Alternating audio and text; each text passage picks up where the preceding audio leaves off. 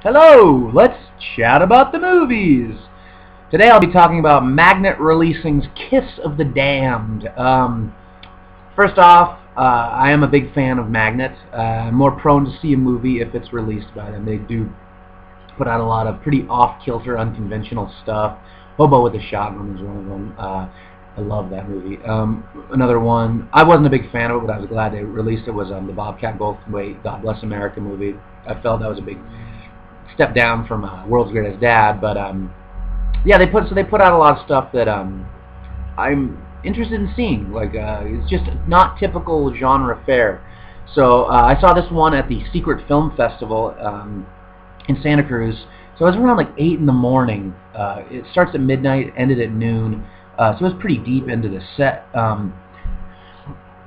So that, I mean, I was super tired watching it, but I mean, that's not going to affect the fact that obviously this movie was pretty awful. But here, let me read some of the reviews for this, though, from the Magnet website. Ion Cinema says it's deliciously vintage. The Playlist says, an intoxicatingly lusty homage to old school horror. Infectious. Because they bite people.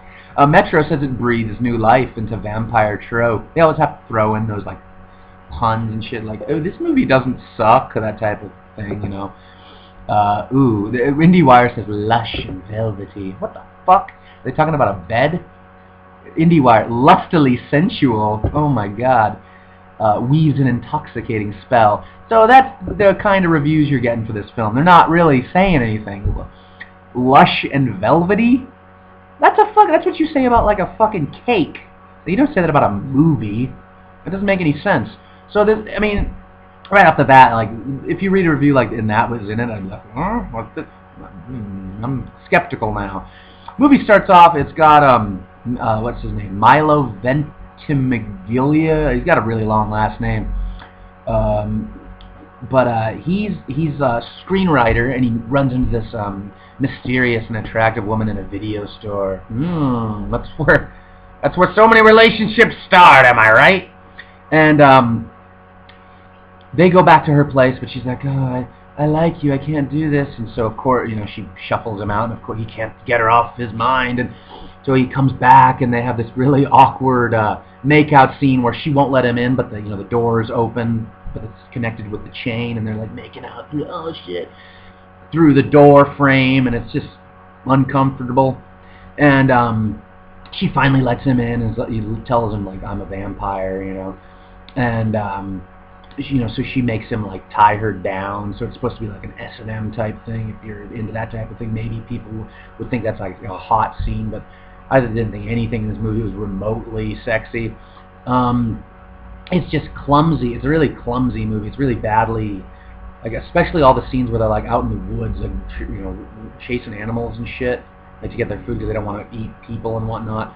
It's just horribly filmed and terrible lighting, stuff like that.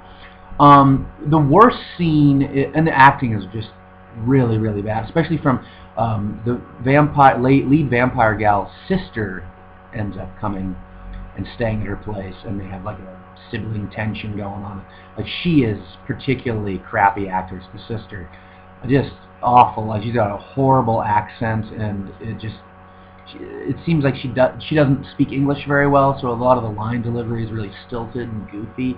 The worst scene is when they go, like, she takes Milo to this vampire party, and it's just a fucking pretentious, like, arty douche fest, and they're just talking about, like, oh, you just gotta see it. It's such a turd scene. Like, you just hate them all, and I think I don't think you're supposed to. I think you're supposed to think, like, oh, these are very upscale, intelligent people. I like them. No, they're fucking pieces of shit, and they're not saying anything remotely intelligent.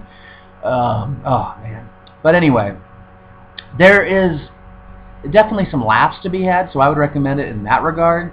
Especially towards the end, the lead vampire lady has she's wearing a hat, and my girlfriend nudged me and she goes, looks like she's got a pie on her head.